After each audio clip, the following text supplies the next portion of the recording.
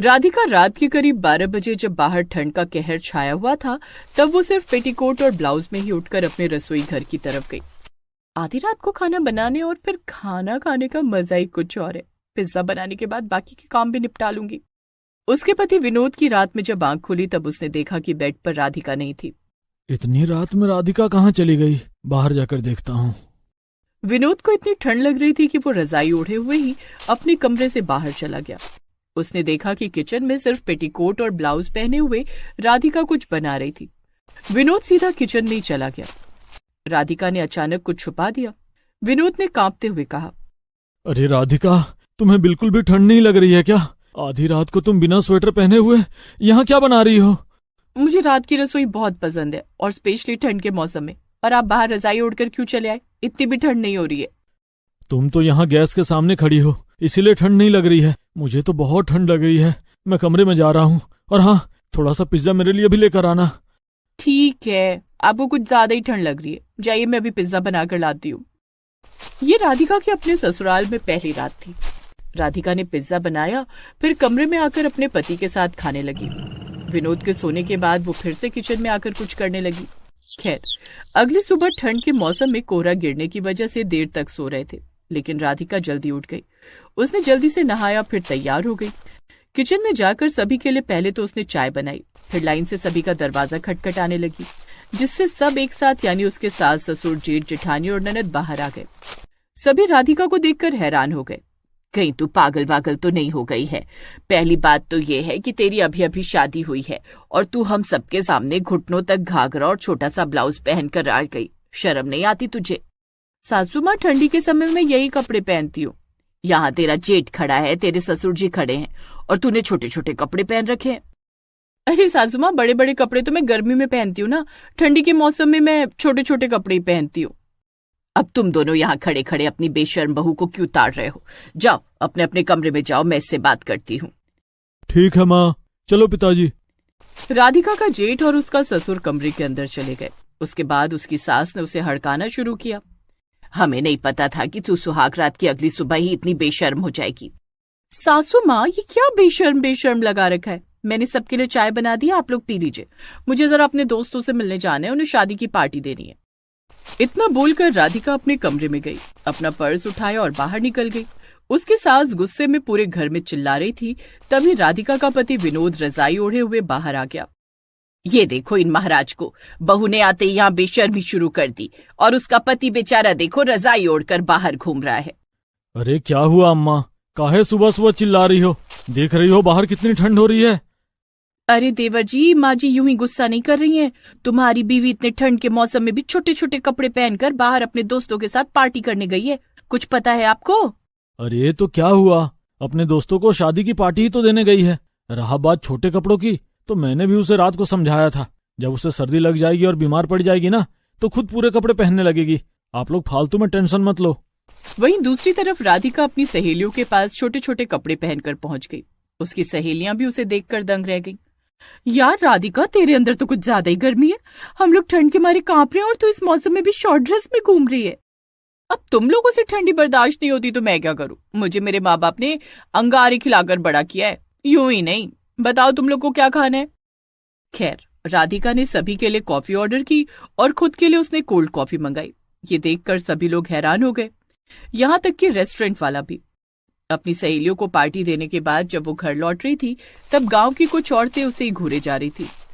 अरे देखो तो इस लड़की को, इसकी कल ही शादी हुई है और आज से ही बेशर्मी चालू कर दी इसने। अरे बेशर्मी तो छोड़ो, इतनी कड़ाके की ठंड पड़ रही है फिर भी इसने छोटे कपड़े पहन रखे। इसने तो अपने ससुराल वालों की नाक ही कटा दी। बड़ी बेशर्म निकली। विनोद बेटे की तो किस्मत ही फूट गई। जाकर अपने अपने पतियों से पूछो, उनकी किस्मत तो तबाह हो गई आप लोगों से शादी करके। खैर, इतना बोलकर राधिका अपने घर चली गई। रात में दिन से भी ज्यादा कड़कड़ाती ठंड थी। घर के अंदर सभी लोग रजाई में दुबके हुए थे। विनोद भी हमेशा की तरह रजाई ओढ़कर कोने में सिमटा हुआ था। तभी अचानक रात के सन्नाटे को चीरती हुई बर्तनों के गिरने की तेज आवाज आई। अरे ये क्या आवाज थी? इतनी रात को रसोई में कौन हो सकता है? चलो चलकर देखते हैं, ये आवाज जरूर किसी मुसीबत का इशारा है। सभी लोग डरते डरते बाहर निकले। विनोद ने भी अपनी रजाई कसकर लपेट ली और कांपते हुए बाहर आया। जैसे ही सबने रसोई के दरवाजे के पास कदम रखा, उनके होश उड़ गए। रसोई में राधिका पेटीकोट और ब्लाउज में कुछ कर रही थी। राधिका, तुम क्या कर रही हो? इतनी ठंड में ऐसे कपड़े क्यों पहनती हो? कल मना किया था ना। राधिका ने पलटकर उनकी तरफ देखा, मुस्कुराई और बिना कुछ बोले फिर से अपने काम में लग गई। ये घटना सिर्फ एक बार की नहीं थी। राधिका हर रात अचानक रसोई में जाती और कुछ न कुछ बनाती रहती। उसकी ये आदत पूरे घर में चर्चा का विषय बन गई। ये बहू तो बिल्कुल बेशर्म है, इसे समझाने का कोई फायदा नहीं। इतनी सर्दी में भी छोटे छोटे कपड़े पहनती है, कहीं इस पर कोई भूत प्रेत का साया तो नहीं? माँ, आपने सही कहा। मैंने सुना है कि जो चुड़ैलें होती हैं वो ठंड से नहीं डरती। राधिका भाभी भी वैसी ही लगती है। अरे, बहू को चुड़ैल क्यों बोल रही हो? शायद इसे ध्यान नहीं रहता होगा कपड़े पहनने का, लेकिन मैं कहता हूँ इसे ऐसे कपड़े पहनने से मना कर दो। लेकिन राधिका किसी की नहीं सुनती थी। हर रात वो रसोई में जाकर कुछ न कुछ बनाती रहती। लोग उसे समझाने की कोशिश करते, लेकिन राधिका अपनी ही दुनिया में मस्त रहती। ऐसे ही समय बीतता गया। इसी बीच ठंड और बढ़ गई। बर्फबारी शुरू हो चुकी थी। पूरा गांव ठिठुर रहा था। लोगों ने घरों से बाहर निकलना लगभग बंद कर दिया था। इस बार तो लग रहा था कि ठंड पड़ेगी ही नहीं, पर देखो, ऐसी ठंड तो पहले के जमाने में हुआ करती थी। मैंने तो इसलिए घर से निकलना ही बंद कर दिया है। खैर, एक रात गांव के एक बुजुर्ग मनोहर काका और एक 12 साल की बच्ची बर्फ में फंस गए।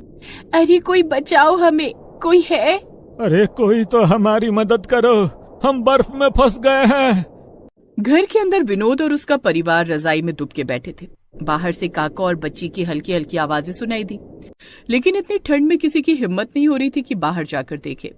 इतनी ठंड में कौन बाहर जाएगा? ये तो खुद को मौत के हवाले करने जैसा होगा। इतनी ठंड में बाहर जाने की जरूरत ही क्या थी इन लोगों को? पता नहीं कौन चिल्ला रहा है। तभी राधिका उठी। उसने अपनी वही छोटी सी ड्रेस पहनी और बाहर निकलने की तैयारी करने लगी। राधिका, पागल मत बनो। इतनी ठंड में बाहर जाने का मतलब मौत को बुलावा देना है। किसी की जान बचाने के लिए मैं ये जोखिम उठाने को तैयार हूँ। वो बिना किसी के सुने बाहर चली गई। तेज बर्फबारी के बीच वो मनोहर काका और बच्ची की आवाज का पीछा करने लगी। बर्फ में कूदकर उसने अपने हाथों से बर्फ हटानी शुरू की। धीरे धीरे पूरा गांव वहां इकट्ठा हो गया। अरे, ये तो वही बेशर्म बहू है। राधिका ने अपनी जान की परवाह किए बिना घंटों मेहनत की। आखिर में वो काका और बच्ची को बर्फ से बाहर निकालने में कामयाब रही। कैसे शुक्रिया अदा करूं तेरा बिटिया।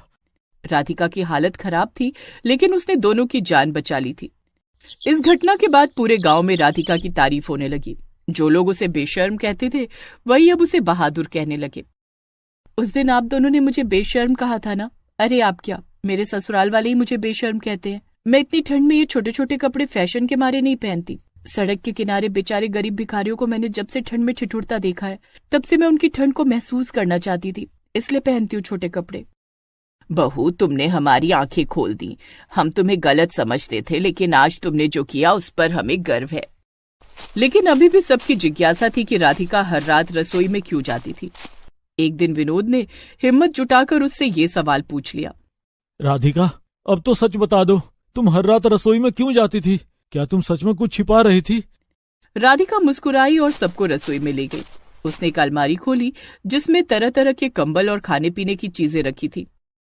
मैं हर रात इन कंबलों और खाने को उन गरीबों के लिए तैयार करती थी जो इतनी ठंड में बाहर रहते हैं। मैं चाहती थी कि कोई भूखा या ठंड से परेशान न रहे। ये जानकर पूरा गांव मिलकर अब सड़क के किनारे रहने वाले गरीबों की मदद करने लगा। आप सभी भी ऐसा ही करें।